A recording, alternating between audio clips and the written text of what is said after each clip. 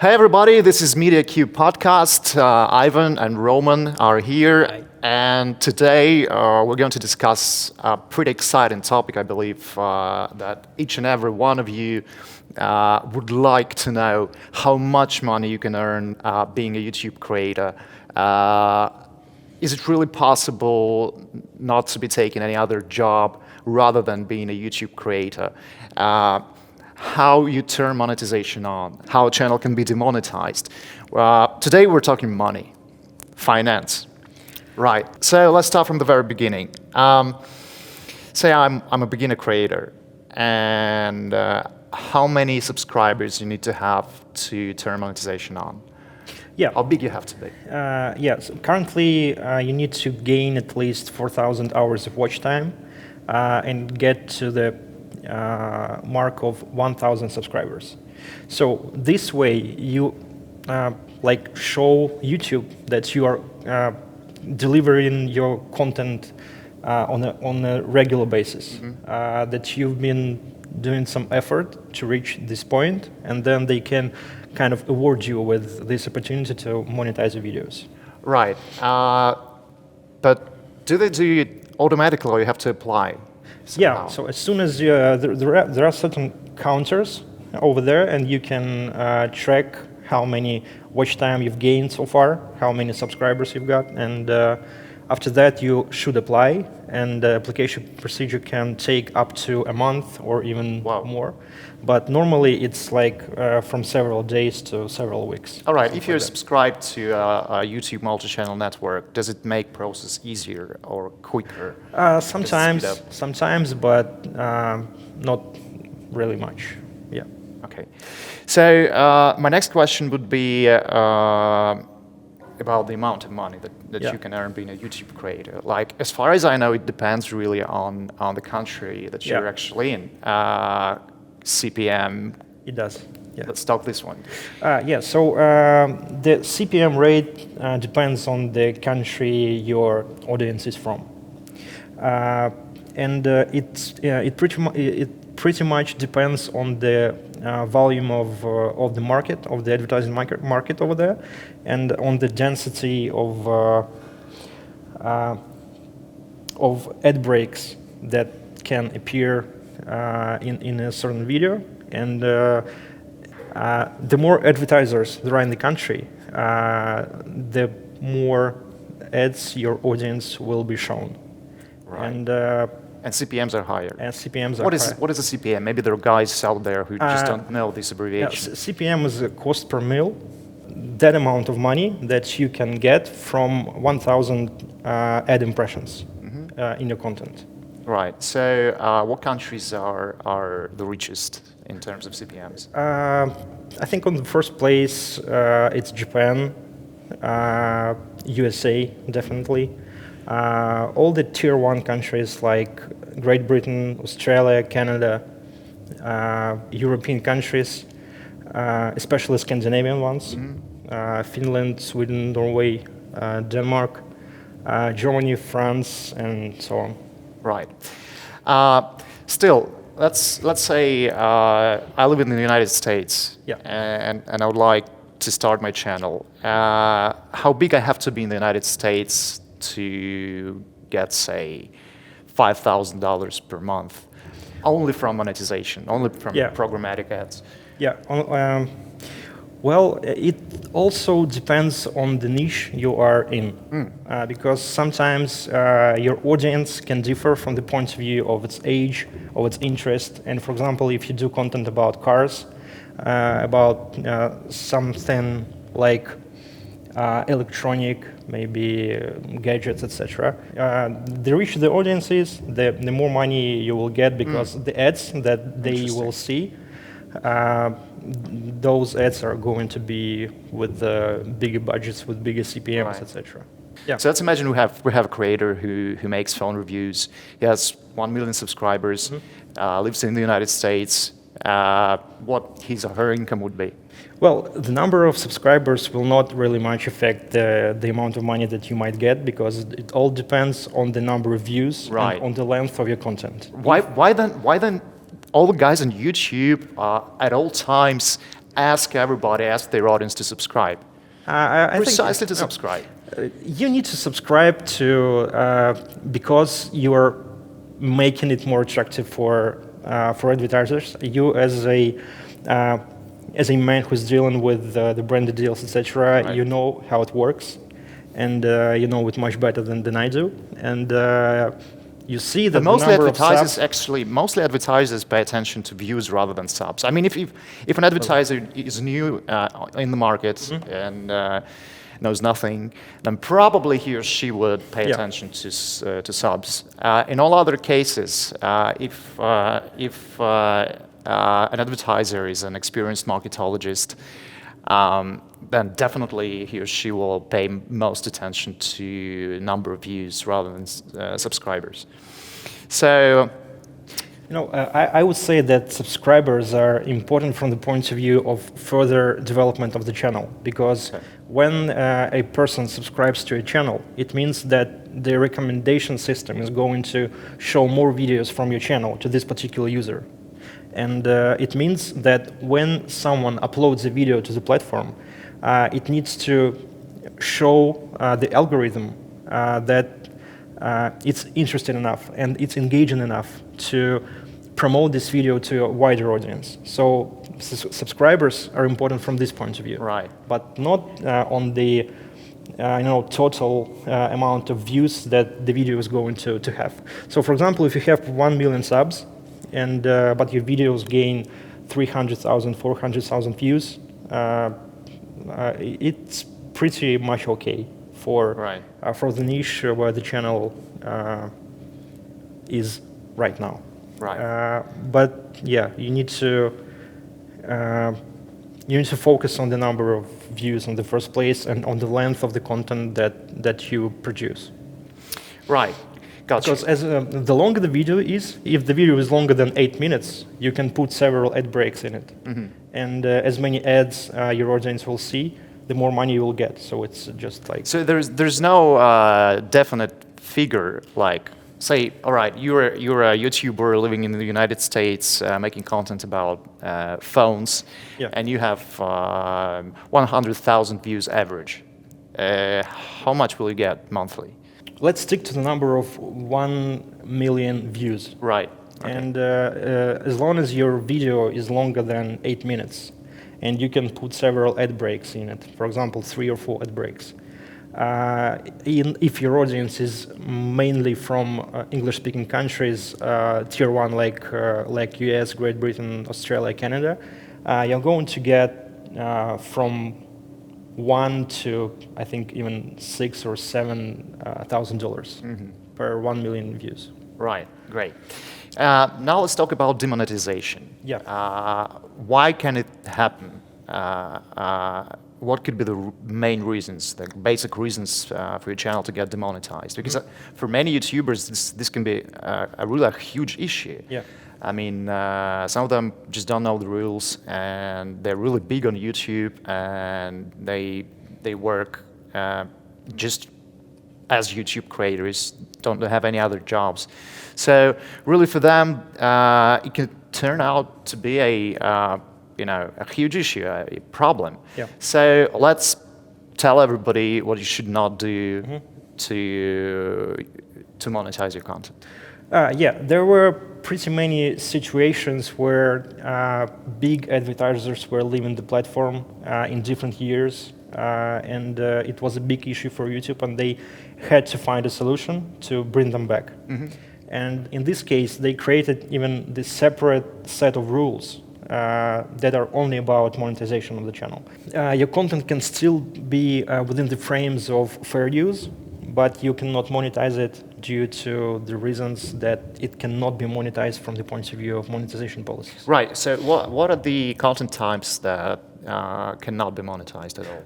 If it's just a reused content, when you stitch videos together and you do not add any additional value to them, like voiceovers, like any additional story behind them, it's just this content is considered to be very easy to produce.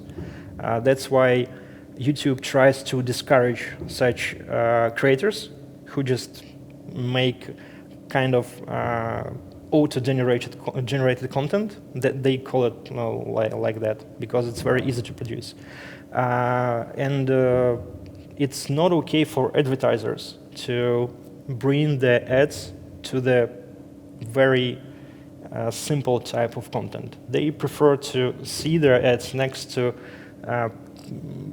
kind of professional videos where there is an influencer, where there is some good story behind third-party content, even if you are trying to use it under the fair use paradigm, something like that.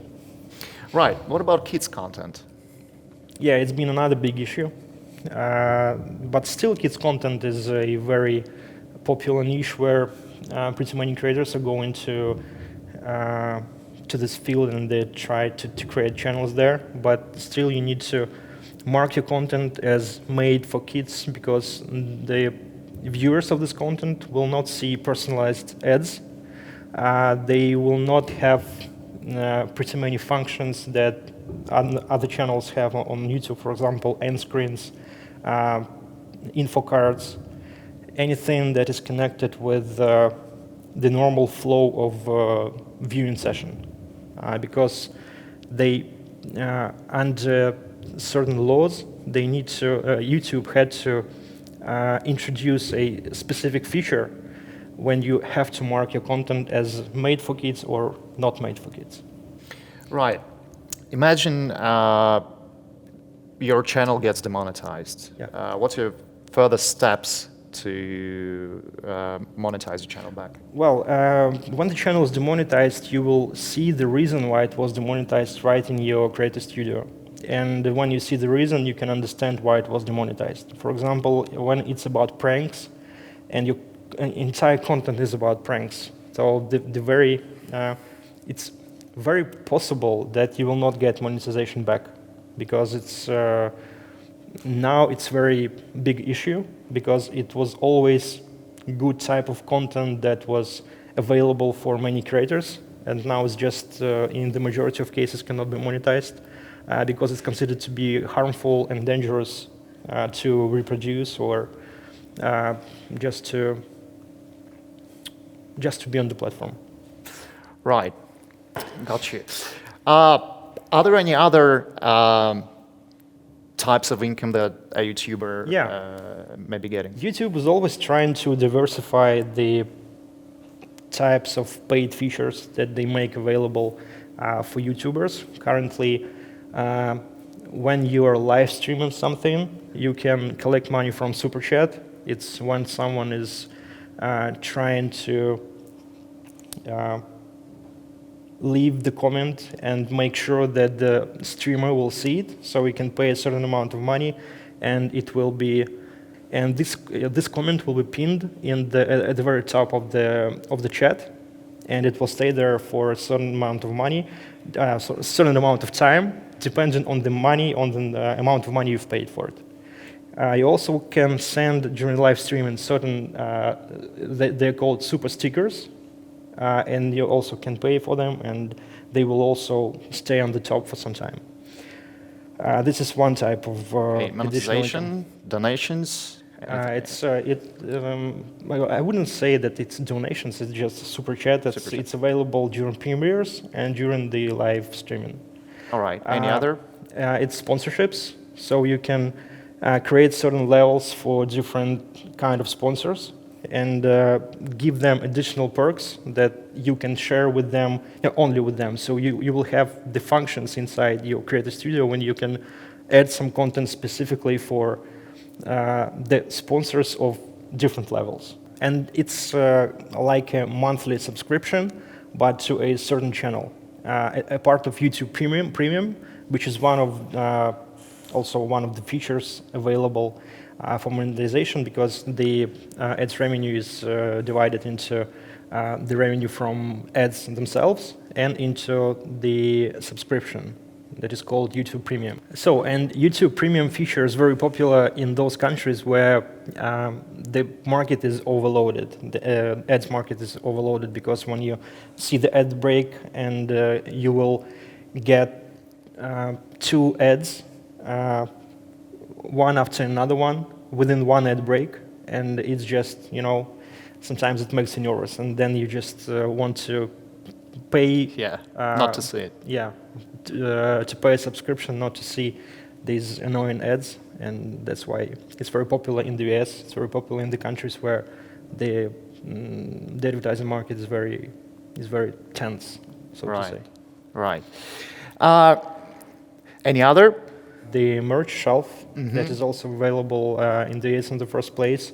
They have integrated the Teespring shelf, so where you can create your own merch and you can sell it, and the audience will see those items that you can offer them right below your video. So it's also very important and exciting. interesting thing that can be used by big influencers. Right. So once you're getting big on YouTube, there will always come a moment when brands will contact you, proposing sponsored content offers. And this is really also a great revenue stream for many YouTubers, for many influencers. But first, you have to become an influencer to be contacted by brands with sponsored content offers.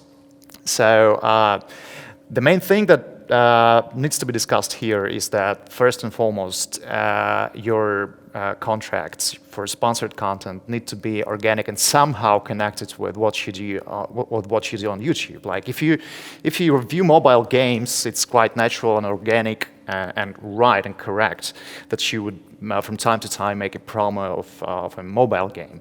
But if you're reviewing mobile games and you will be contacted by an FMCG brand, this could seem pretty strange. I mean, if your content is about mobile games, then why the hell should you promote hamburgers, for instance?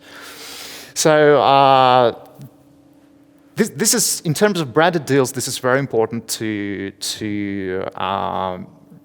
take only those offers that are organic to your content and native. And also, I wanted to discuss with you this one thing, that is that from time to time, YouTubers would take several branded deals and post within one video. What would you personally think about this? I mean, is it really effective? I mean, you cannot earn all money in the world, right? Yeah, right. I think that's, well, it depends on the length of the content, I guess. One sometimes it's a long interview that just keeps you watching it for 1 hour, 1.5 hours. You can integrate even 3 different brands in it, and I think it's going to be pretty organic and effective because I think it won't create any, let's say, hatred from your audience, because they understand that it's a normal thing today. And it's very, it looks like television pretty much. When you have certain ad breaks, for example, when we take the content of a big interviewer. Yeah, but I'm not sure that it's okay from the point of view of the advertiser. But I think every creator who does things like that, they are talking to the advertiser that they are going to integrate several different brands in one video. Yes, this is discussable. I think they are okay with that. Another very important thing is nativity. You mentioned like ad breaks, you compare YouTube to TV, whereas my personal opinion and my thought is that the ads on YouTube, brand sponsored content, shall be as native as possible. I mean, the best ad on YouTube, the best integration is when you don't understand that this is actual integration until YouTuber tells you to subscribe or to go to follow the link or something. So talking about YouTube turning more into TV stations, do you yourself approve of that? Like, because there are a lot of creators out there who would say, now, we're going to watch an ad right now. Ad bumper. Ad bumper, then continuation of his video. This is something I don't really approve of, I don't really like. Though it seems like, yes, though it seems like a TV station. Yeah, you always have to think about the audience experience when you're. It depends both on the ad breaks that you put into your video, and it also the same thing about different branded deals integrations into your content, because you have to care about your audience in the first place, and it's what YouTube is about. And as long as you've managed to build a big audience around your channel, around your content, and you still, it means that you've learned how to work with your analytics. And as soon as you see that there are certain ups and downs in your retention rate, you can analyze it. And in the next video, you will think about how many ad breaks you can add into one video, and how many branded deals you can bring into one piece of content. And yeah, I think it's all about the on the first place, on the efficiency for the advertiser, and on the user experience on the second place. And right. So let's probably sum up and once again enumerate the revenue flows that a YouTuber may get. Yeah, well, before we start to sum it up, maybe you can give us more information about mediacube ads and what kind of advertisers you work with. Right. We work with really many industries, starting from FMCG to mobile games. We have a lot of customers from game dev industry. They invest really heavily into influencers and make a lot of launches around the world. Mobile gaming is really a boosting industry with a lot of budgets, and as I told you, they really invest heavily into influencers. This is a very effective source of new users for them, because when people believe they're influencer... So it's about performance on the first place, right? In terms of mobile gaming, yes, performance is number one there. But also, if there is a new game out there on the market, well, definitely then brand awareness comes first, performance comes second. But when the game has been there for a while, for instance, they have a new update to the game, then definitely they'll be interested in telling their players that, come on, there's an update. And in this respect, they'll be looking to as many downloads as possible. But definitely, all brands in digital and offline, they should understand that integrations with influencers will never be as cheap as programmatic ads, because you invest not only into downloads and performance, you invest into an influencer's reputation. So even if you take his reputation and use it. Even if you're looking for the performance on the first place, you will still should think about that it's also partially a brand awareness, right? Sure, yeah. It's always like this. And you have to think very carefully about your influencers. I mean, the more organic and native your integration is, the better the performance. Yeah. So therefore, I would always recommend brands and marketologists to find a solid agency with an experience in the market, and trust their influencers campaigns to agencies, because there are really a lot of things that should be taken into account. Communication with influencers sometimes may be a problem. They would not respond. They would like to be paid in advance, which sometimes big companies cannot afford.